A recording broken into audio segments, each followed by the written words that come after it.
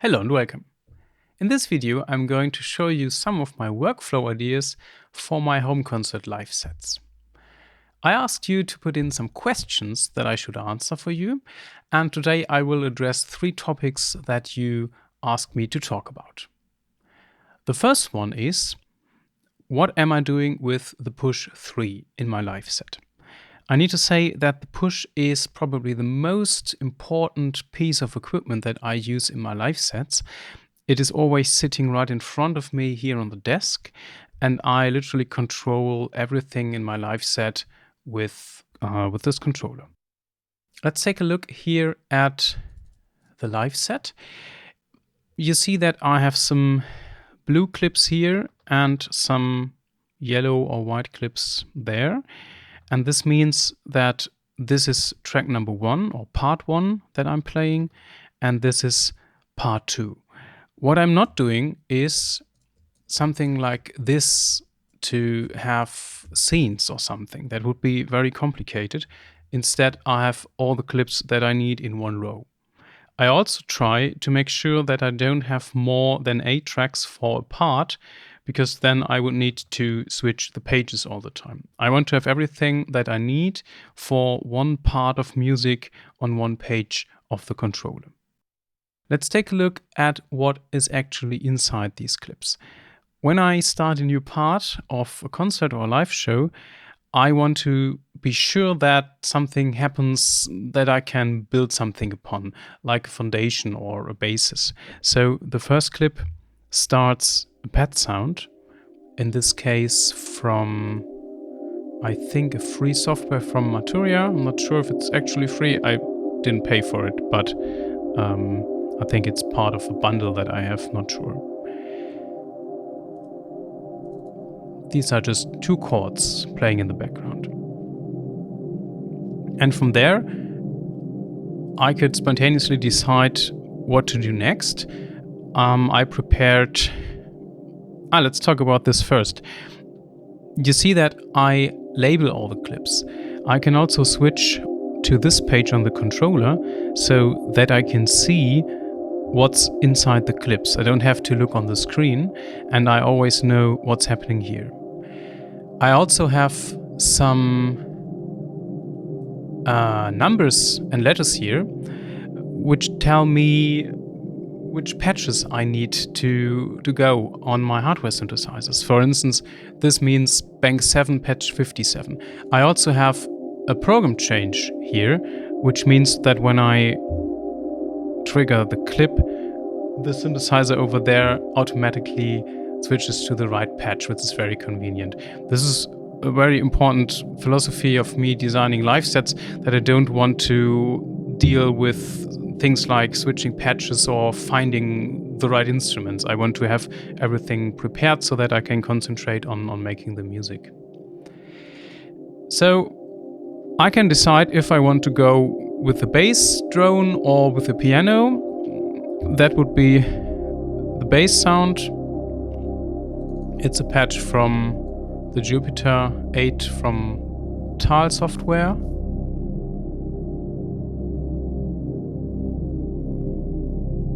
And on the next clip, I have prepared a little piano loop.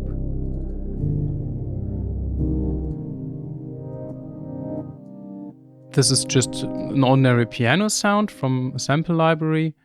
Why is this so big? And then we have a reverse echo from Audio Damage.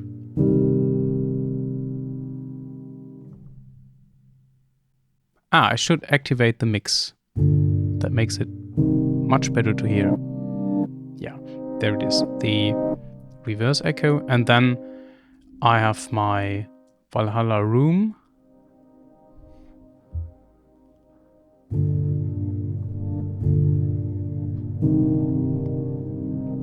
I've been using these settings quite a lot recently. You can, of course, copy them. Make sure also to use these settings on the other page.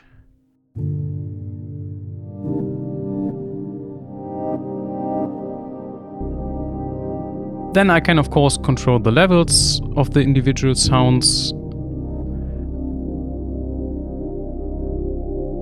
Also, I make sure that when I go for the device page, I have the most important things that I might change during the performance mapped to macro devices, which means that I can control the level of the reverb, of the delay, or with other sounds.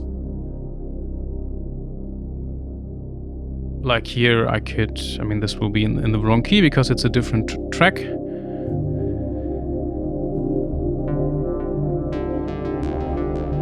But here I could change the filter frequency.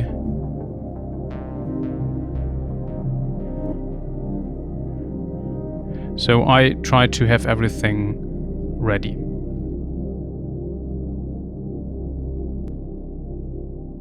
After I have started the first clips with things that I prepared before the show, I can start to improvise with some sounds that I also prepared. Here on the next channel, I can activate by pressing and holding that button the Pro 2 over there, which plays some piano kind of sound that also goes through the microcosm.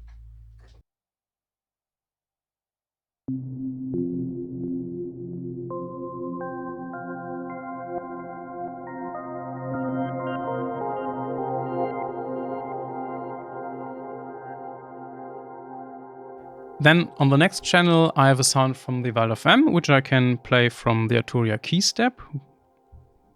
I think you can't see it on the camera, can you? No.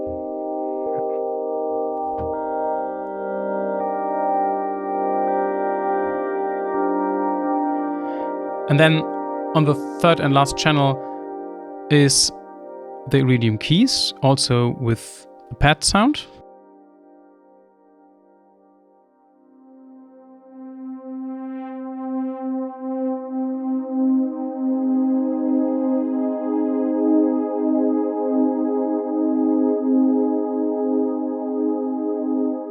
In this configuration, it's very important to select the correct MIDI input channels.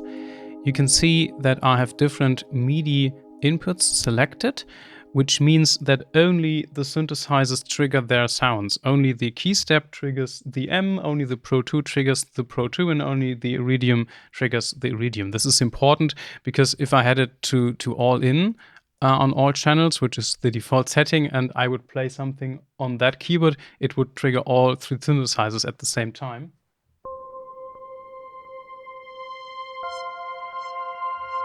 And then I could not individually play them. So I have selected the right inputs, and this is something that I prepare, of course, before I play the live show, because I don't want to fiddle around with MIDI configuration. Yeah, but with something like that, I can decide what to do and what to play. And usually I would start with the background layers, and when I feel comfortable, have a cup of tea, and then start to play the other patches. Also, I use the push to set and arm recordings of the clips. First, I need to check if there is a fixed length, because it's a very nice feature. If I record rhythmic patterns that should only be recorded for 2 bars, I can set a fixed length before I start the recording. Also, with the quantization, it's possible to enable or disable the quantization. And with pads and sounds which have like no rhythmic structure, I keep the quantization off to keep it more interesting.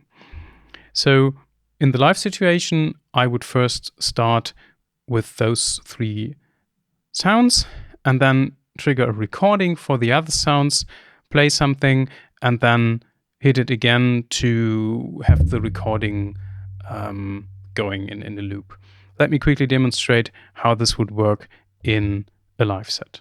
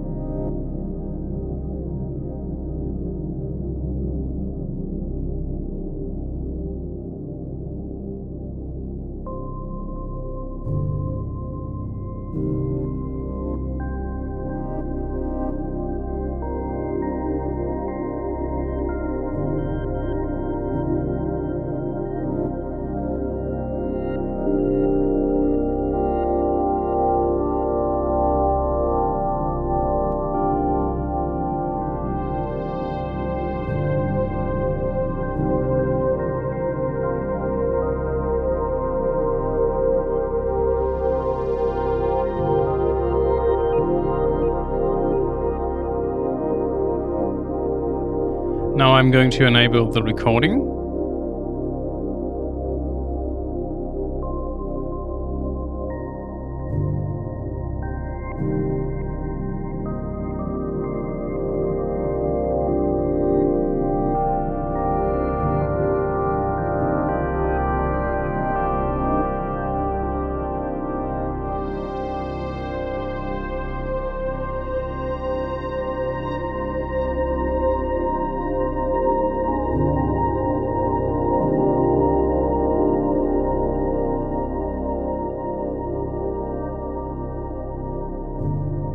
After I recorded the clips, I can disable the monitoring and have the MIDI clips go on as long as I want. I prefer MIDI looping over audio looping because now I'm able to change the sound of the patches. If I had audio recordings, they would be fixed as they are, and here I can still change everything that I like.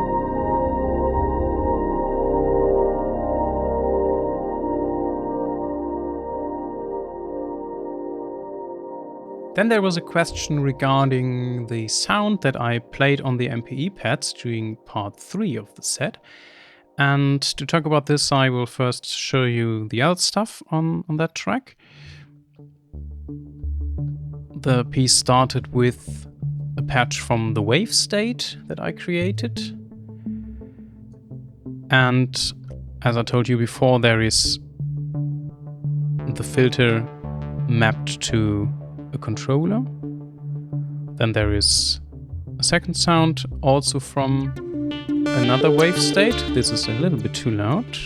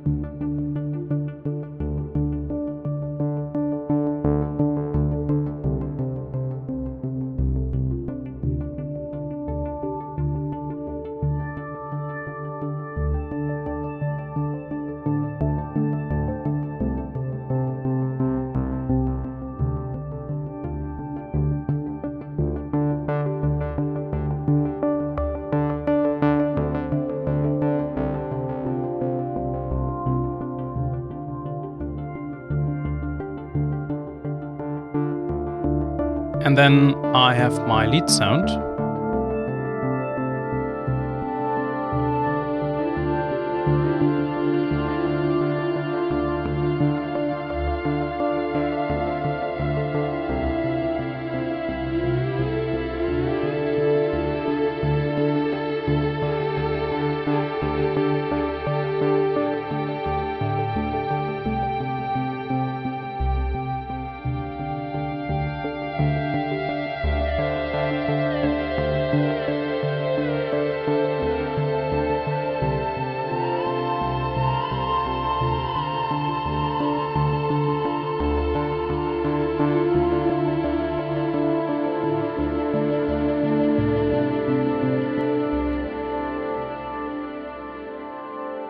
To play the sound, I selected a scale on the MPE push controller.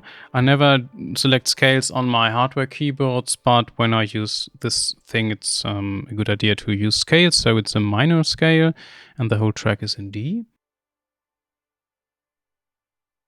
Let's take a look at the actual sound here in Pigments. The idea is to have two wavetable oscillators. They are both set to a triangle wave. And the first oscillator sounds like this. It's the most basic thing you could possibly imagine. And I'm able to introduce an LFO to the pitch by firmly pressing the pad, which means that aftertouch is applied. If I go to my LFO and disable the sidechain, you hear that there's always this kind of LFO going on. And when I use this aftertouch as a sidechain and set it to maximum, it means that usually nothing happens. But if the aftertouch is pressed, then the LFO starts to move. Also, the same LFO is shifting the sound in the stereo panorama. Then you notice that I can change the sound by moving up and down. If you do that, what happens here in Pigments is that macro 1 is moving. You see that there is some movement going on according to the position of my finger on the pad. And here we need to talk about wavetable 2. This is the same sound as oscillator 1, but 1 octave higher. So this is oscillator 2 and oscillator 1. And the idea behind this is that when you have an electric guitar and put it in front of a speaker, you get a feedback sound. And the feedback sound is basically triggering the overtones. So the first overtone is an octave. So I programmed the second engine to be 1 octave higher than the first one to imitate this. And with macro 1, you see that macro 1 is decreasing the volume of engine 1 and increasing the volume of engine 2. So the idea is when I have a note,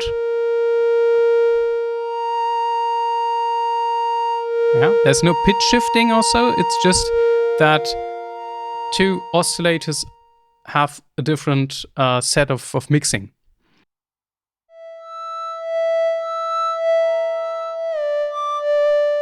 And this is basically everything I did here in Pigments. And after that I applied a distortion plugin. You could easily pick any other one. We could also try some heavier distortion. It also becomes very obvious if you play 2 notes at the same time.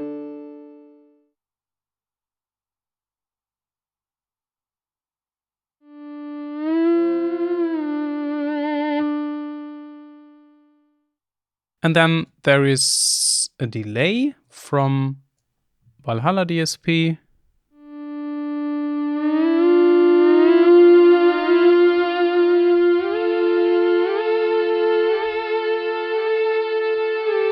And the reverb that I already showed you.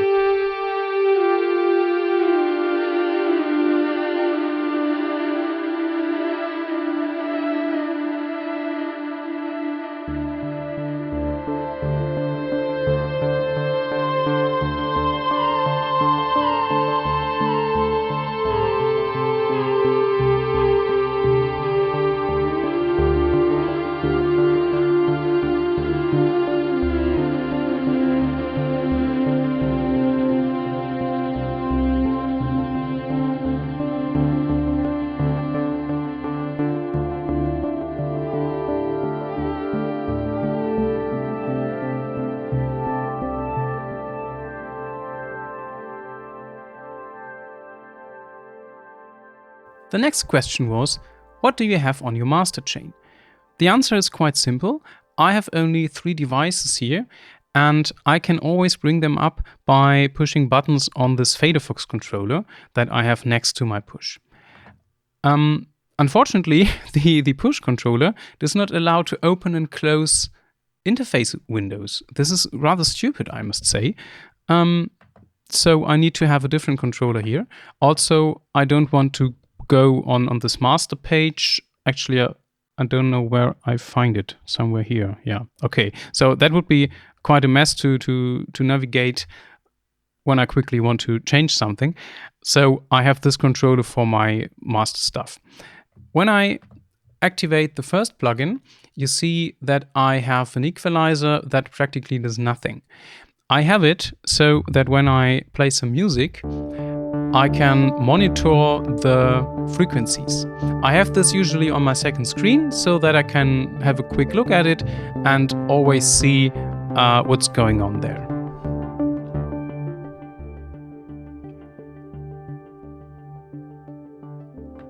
The next plugin is a compressor.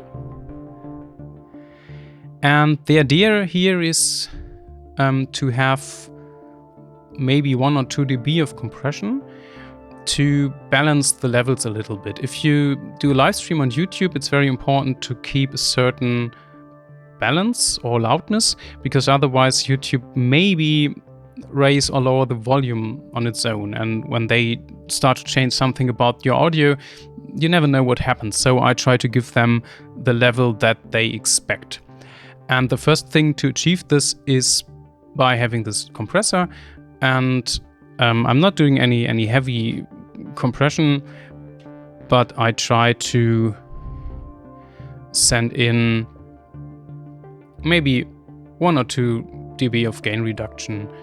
I also have the sidechain activated so that the lower frequency range does not affect the compressor, because usually I have some drone sounds in the low frequencies and then the compressor would always be triggered by these low drones and the rest would not really work with the compressor. So I'm switching this off with the sidechain function. Then the last step in my chain is this limiter.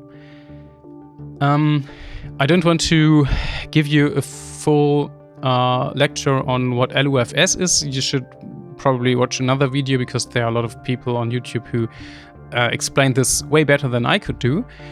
But what I'm looking at is this number.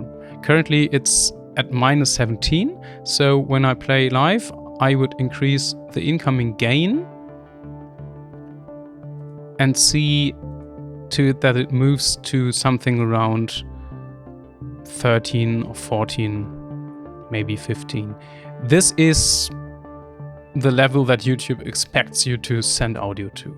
I also have 1 dB of headroom, which means that the loudest peak always leaves 1 dB of headroom. Some devices try to tend to distort or produce any unwanted noises if you trigger them too hot with the signal, so I always leave a little bit of headroom.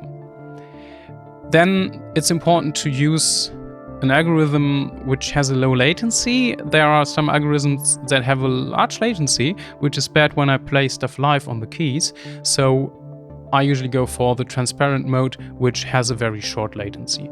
Also, I learned that if you increase this look ahead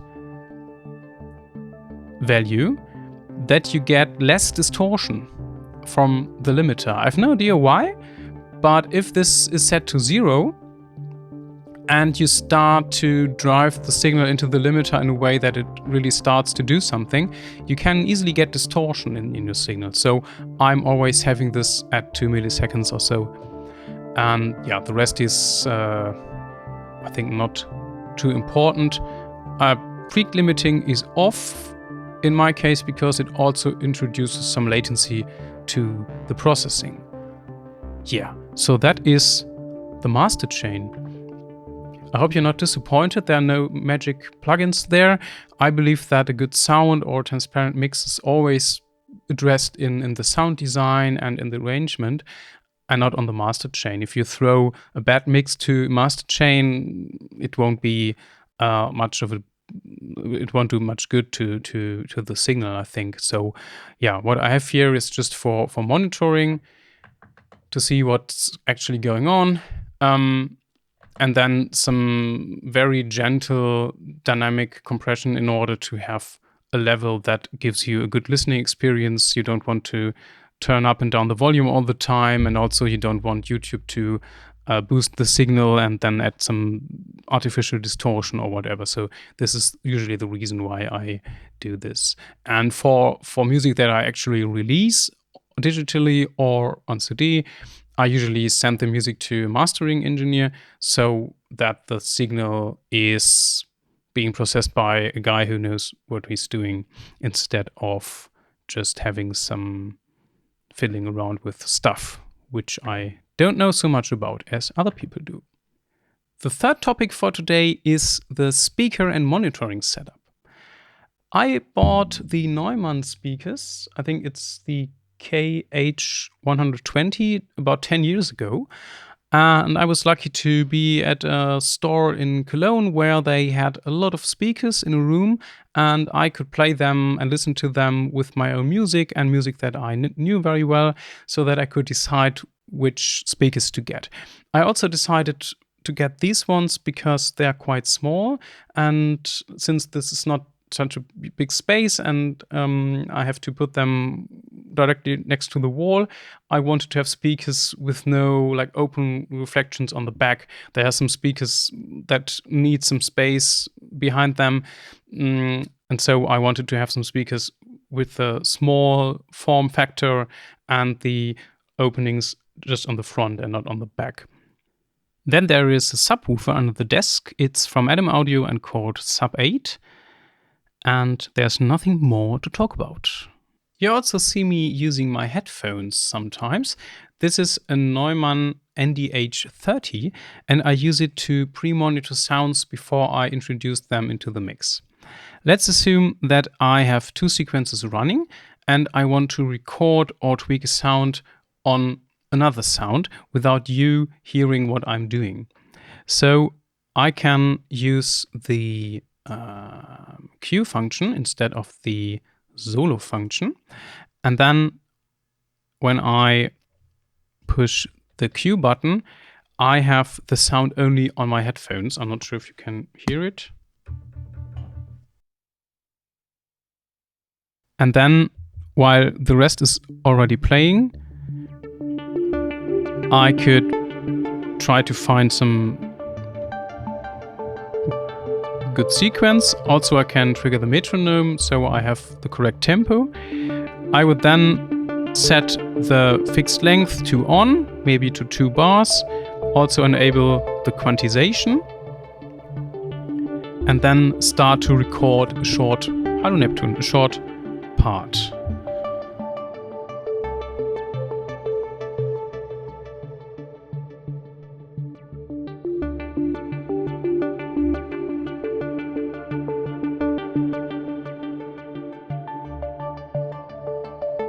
And then after that, I can introduce it into the mix.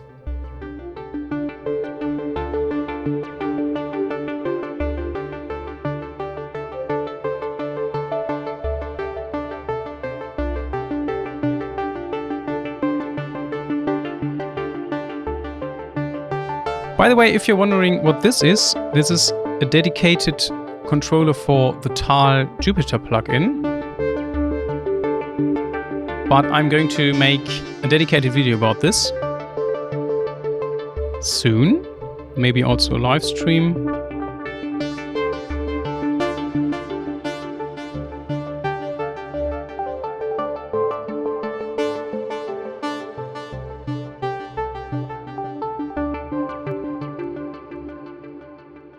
All right, these were 3 topics about my workflow. I hope you enjoyed the video, and thanks a lot for watching, and see you next time.